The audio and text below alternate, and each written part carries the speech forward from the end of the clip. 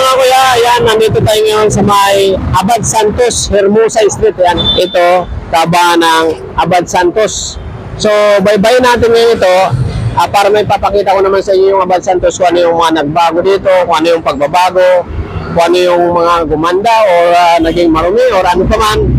So, medyo assist din naman itong Abad Santos, pero mas maganda yung makita nyo actual. So, muli, Kuya Isko Official and Guapong Biyahero TV at ang ating channel ng Facebook account, no? Charles Francisco. Please like and share and subscribe sa ating mga video upload. Please paki-share at paki-like at yun nga, sana po ay huwag niyong kalimutan i-share yung mga video sa inyong mga Facebook account. So, salamat po sa mga nakapanood sa mga video natin mga nakaraan. Ito yung ating pang part 3 video na ito dito sa Maynila. Kaya abangan niyo yung mga susunod dahil lahat ng kasulok-sulukan dito is iba-vlog natin. Divisoria, lahat-lahat, Tondo, kaya abangan niyo yan. So tara, let's go, samahan niyo kami.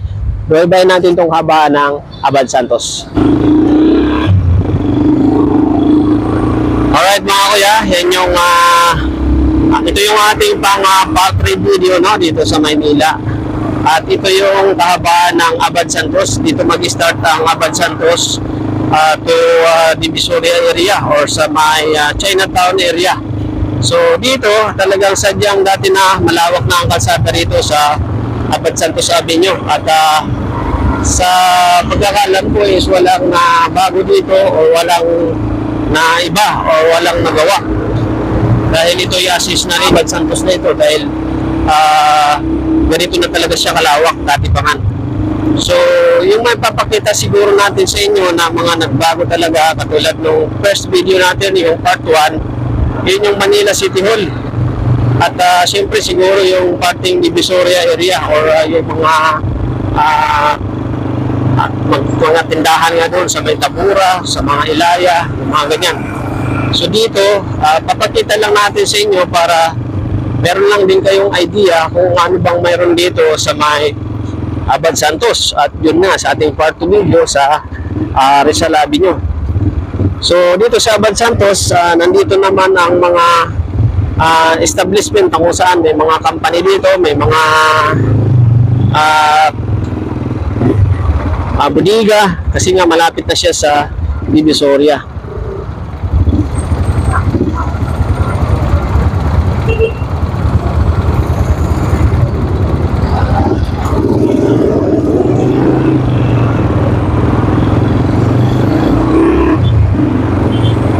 So yan, so yung tinawira nating street is yun yung Solis papuntang Tondo naman yung pakanan at yung pakaliwa naman papunta ng Sampalot area, Solis Street.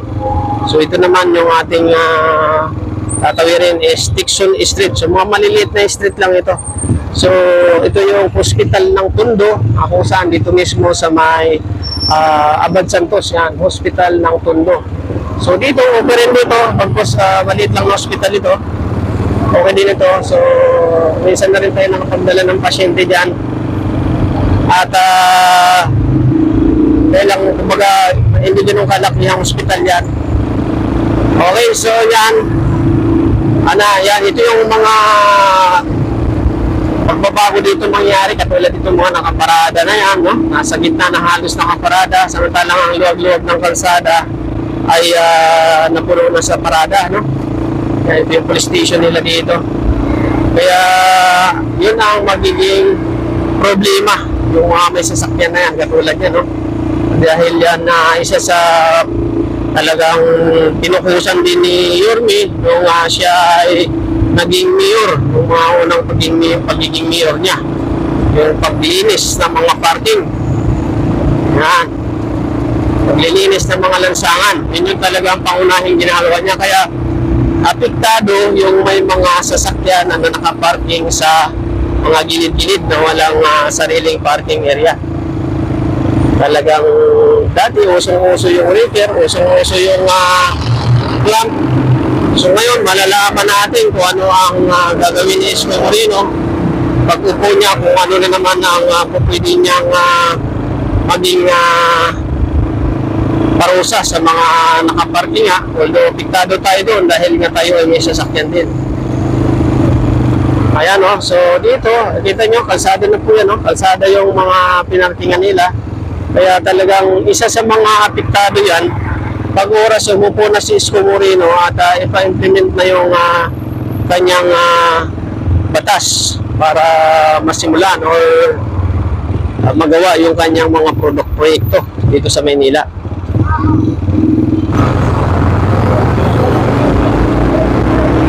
So yan po, makikita nyo mga bihero, mga kuya, mga kanilinyo, napakaluwag talaga ng Abad Santos, malawak, malapad yung kalsada. Yan, kung tawagin Jose Abad Santos, Manila. Right? Napakalawak. Pero ganun pa man dito sa kamay nila kasi talaga hindi mawawala yung mga nakaparking sa gilid-gilid o yung mga nakaparking dyan sa mga bangkita.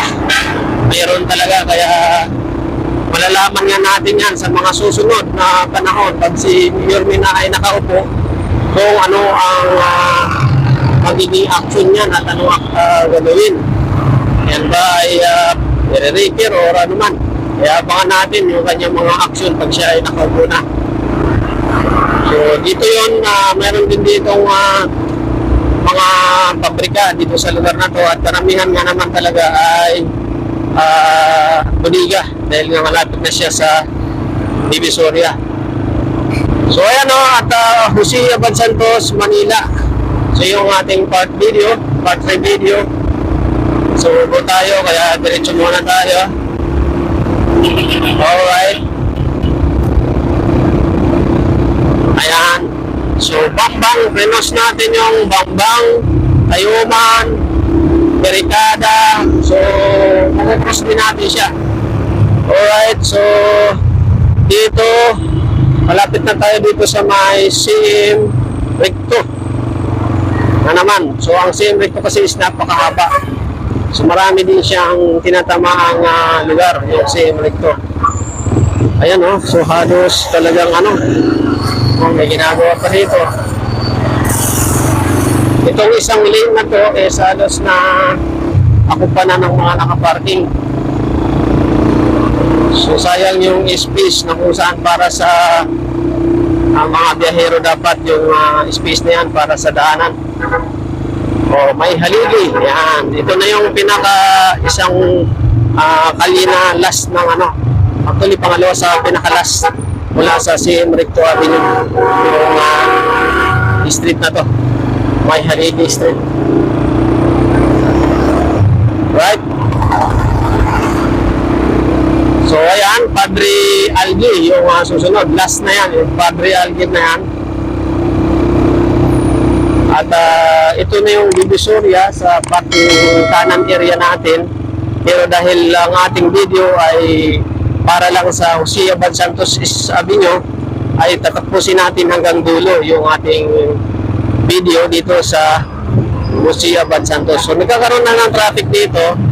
Actually, matraffic na nga dito, lalo na kung araw ng linggo or araw ng pamilihan dahil nga ay part na siya ng Divisoria. Marami ng mga taong naglalakad, marami ng taong namimili. Lalo na pagdating ng December, pagdating December, sobrang traffic po dito mga bihero, mga kaibigan. So yan, yung Jose Abad Santos actually is diretso pa ito hanggang doon, kaya diretso natin yung video. Yan yung pakanan, yan yung papuntang Divisoria area, pero tayo dahil ay Abad Santos ang ating video is diretso tayo. Alright, yan, nandito na tayo sa party ng Soler area. Yan, makikita nyo matraffic na siya.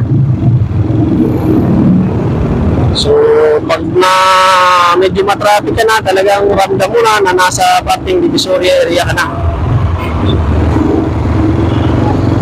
Yan, makukross natin dyan yung Chinatown.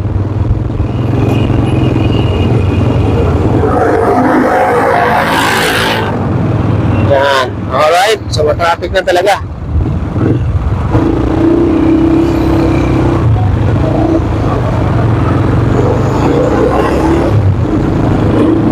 Yan. So, tatawirin natin yung soler. Kasi diretso ko kayo hanggang may dulo sa may circle ng Binondo. Yan, soler. Ito na yung mga mall dito. Magkakadikit na yan. Chinatown, 88 Mall. Yan. Then, yung Chinatown susunod. Ito ay 1188 Mall, shopping mall. Yan. Ito yung pinaka main road kasi. Pag pumasok ka ng parting divisory area is looban na siya.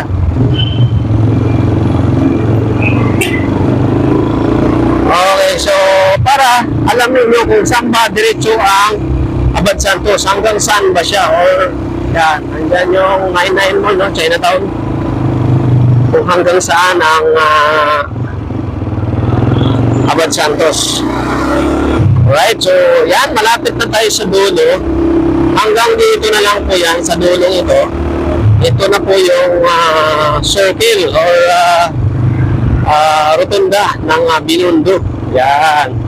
So nasa circle na tayo, rotunda ng Binondo. So hanggang dito po tayo, kaya mag-outro dito sa lugar na ito. So ayan o mga kuya, nandito na tayo ngayon sa Binondo area na kung saan ito yung dulo ng Abad Santos. Ito yung Abad Santos na pinanggalingan natin kanina. Ito yung pinakadulo, yung circle nito. Ito yung Divisoria, yung pakanan. Kaya napakita ko na sa inyo yung dulo ng Abad Santos mula doon sa may Hermosa Street, may Tondo, Maynila, hanggang dito sa dulo ng Abad Santos naman sa may Binondo area. So ayan, ito yung ating part review video, no? So sana paki-like and share and subscribe yung ating channel, Kuya Isko Official and Guwapong Biyahero TV. At kung meron kayong lugar na gustong papuntahan, mag-comment lang kayo sa baba sa ating comment section para mapuntahan natin sa mga susunod na video.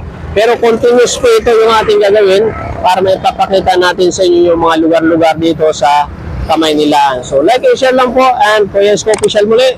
Paki-subscribe yung ating channel at siyempre like, and huwag kalimutan mag-share ng mga video upload natin. At Kuya Isko Official muli, ang vlogger ng Maynila. So abangan ang next video natin pang part 4. Charles Francisco, laging tatandaan, hindi ka iiwanan. Mga ka-5 na siya'y palaging nandiyan.